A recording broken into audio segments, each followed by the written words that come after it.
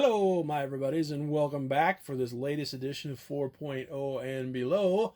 And while our big birthday haul is finally behind us, we still have one more Bronze Age full run to show. Now, we're going to have a little bit of a story time because I was kind of curious to throw this out there to see if this is a thing now. So earlier this year, as things were opening up after the bitch COVID, um, I finally went back. We got like two we got a knickknack store and we've got like a used video game store, and they both have like a ton of old comics.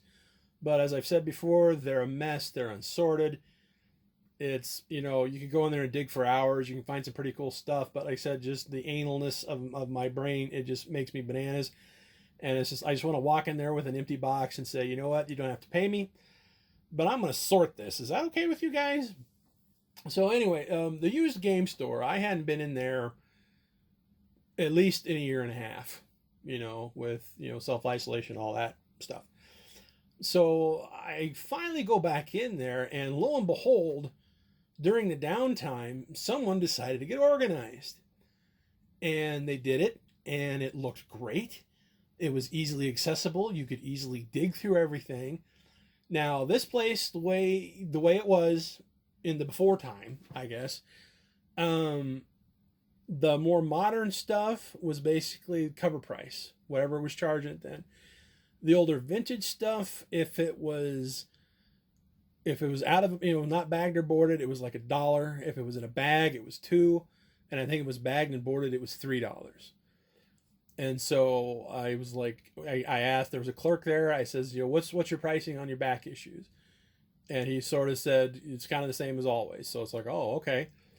And so I started digging around, and wasn't really looking for anything in particular at this time.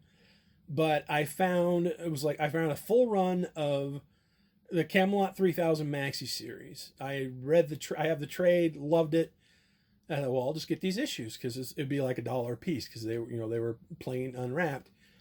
And then I found a bunch of John Carter books, Marvel's version of John Carter, Warlord of Mars from the 70s. And so I think I got like a dozen of those, and then it was like the full run of Camelot 3000. It's like, oh, and there was also there was like a Jughead's Fantasy. It was an older book, but the cover, 2/3 of it was gone. But like the opening splash page, it was something that made me giggle, and I thought I want to take that, because I figured, hell, they'll just give this to me because this thing is trashed. And so I go to the counter, and the clerk says to me that, okay, here's what I have to do. I have to write down everything you've given to me, send it in an email to my boss, and then he'll price them. So to me, that says, oh, okay, now hold on. Because as soon as they get it, they're going to look on eBay, and they're going to see what a mint copy's going for, and they're going to charge to the roof on this stuff. And this stuff, very good, fine, maybe, But the worst of it is, and he goes, this may take a few minutes. And it's like, oh, okay. And it's like red flags are going off, and it's just like, walk away now. But I didn't. I stuck around because, you never know. And so I did a couple circuits to the store. Still hadn't heard back from whoever he emailed all these things to.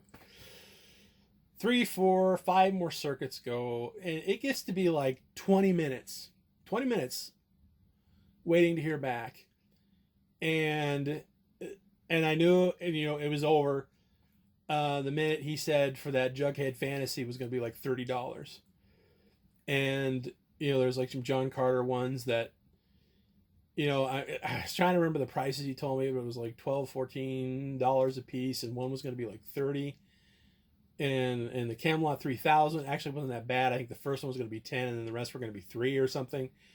It might be fair market value. I don't know, but it's just, the system stinks. When you're going to make me wait 20 minutes while you price this crap. You got that organized, but you're not going to price your books. But again, is this a thing now where they have to get online to see what the market value is before they'll put a price on it? I'm sorry, but that's bullshit. And so basically, I told the kid, I says, thanks for your time, and didn't get anything and walked out because it's like, nope. And he's like, sorry. And it's like, it's not your rules, man. I wasn't mad at him. I didn't rant, didn't rave, whatever. That's basically what I said. It's like, thanks for your time. And I gave a wave and I walked away. So yeah, is this how it's going to be now? Have prices gotten so stupid as the flippers and speculators ruined everything completely, and it's like, so yeah, I guess thanks for nothing. So anyway, curious with all these numbers going around in my head, I went home and I started looking on eBay and I think my comic shop too, just to kind of see what prices were on some of these. And I found out, I think the one John Carter book that was through the roof, apparently it was like the first thing Frank Miller ever drew for Marvel or something. And it's like, God, these keys are getting stupid. And I think, yeah, the Camelot 3000, of course, they were charging mint prices, and these weren't mint. And so, and I remember because I did the math, and it was like, if I wanted to buy all those, and it wasn't even complete, like those John Carter books would have been over $100. And so when I was on eBay, I saw it was like a full set plus all the annuals for just under 100. And it's like, well, tried to shop locally. and so I rage bought it. I rage bought a full set of John Carter Warlord of Mars. Starting with number 1, Action Pass first issue, Savage Fury from the creator of Tarzan. Love the books, the Edgar Rice Burroughs books. In fact, I think I like these better than Tarzan, but such as choose your own hero, I guess. Sorry, I'm ranting, and my mouth just got very dry. Let's see. Moving on to number 2. One Earthman battles alone against the savage white apes of Mars, and to the victor, the hand of Dejah Thoris. Number 3, Requiem for a Warrior. Number 4, Raiding Party. And number 5, Giant Battle issue. Again, yeah, hang on. 2 seconds. I'll be right back. Entertain yourself.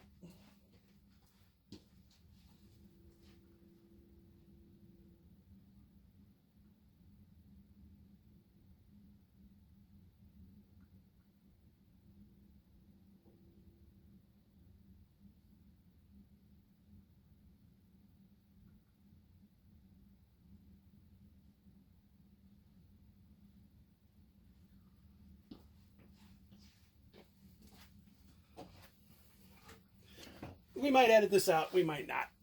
But anyway, if you've never read these are great. And a cracking good time. And wonderful adventures on Barsoom, aka the Red Planet. Okay, moving on to number 6. Alone Against the World. Number 7. Dejah Thoris is back. Now nothing can stop John Carter's wrath. This is the big one, the showdown. Number 8. The greatest Martian epic of them all. As helium crumbles, John Carter must battle the beast with the touch of stone. The Marvel explosion begins here. It's kind of rubbing DC's nose in there a little bit. Excuse me. And number 9, a giant battle issue. This is it. Tars Tarkas. Now we fight to the death. Let's see. Number 10. This is the death of Barsoom. You will be shocked when you read the final chapter of the Air Pirates of Mars. Yeah, these are like, it's kind of serialized. So yeah, there's like 10 parts for that one story. And they kind of followed that formula through the short-lived run of the series. Let's see, we got the origin of Dejah Thoris. Number 12, City of the Dead. Also, we got the March of the Dead. Tars Tarkas battles his best friend to the death. Okay. Moving on to number 14. This is the day helium died. Again. Okay. Number 15. The Prince of Helium returns home to his world. Earth. John Carter, Warlord of Earth.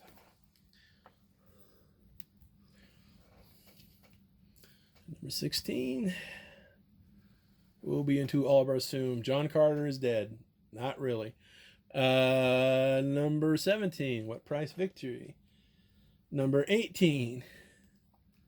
Tars Tarkas battles alone. I believe this is that issue that was through the roof because, like I said, Frank Miller's first work for Marvel. Number 19. War with the Wingmen. Number 20. Battle at the Bottom of the World. And number 21. The Claws of Death.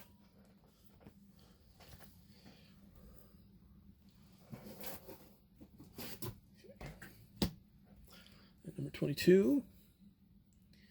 What lurks at the end of Carter and Deja's treacherous 8-mile climb from the Canyon of Despair?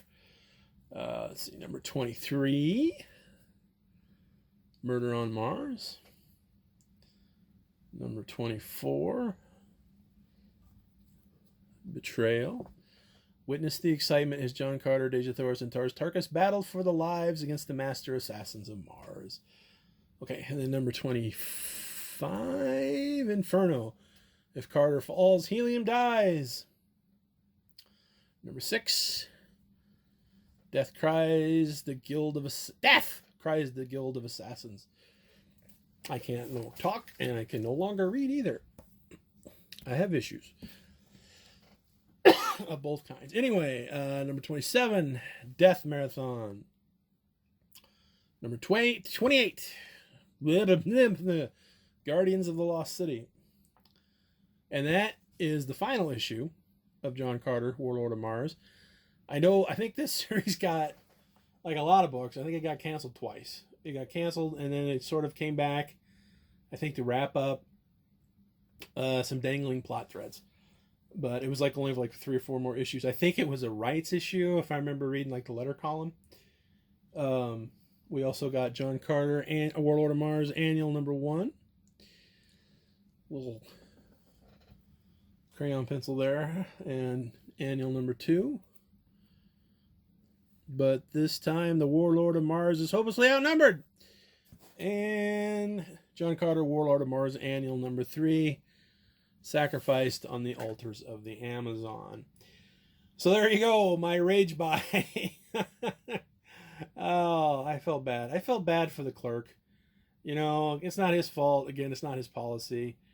And again, it's you go through all that effort to organize that, and then you don't price them. You know, come on. And it wasn't so much the pricing of it. It's like, you know, I'll pay fair market value for it.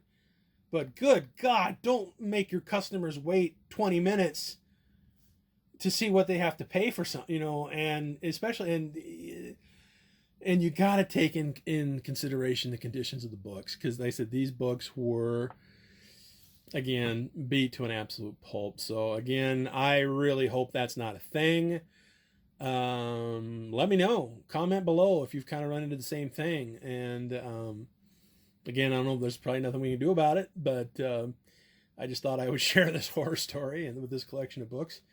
And so that's it for this round of 4.0 and below.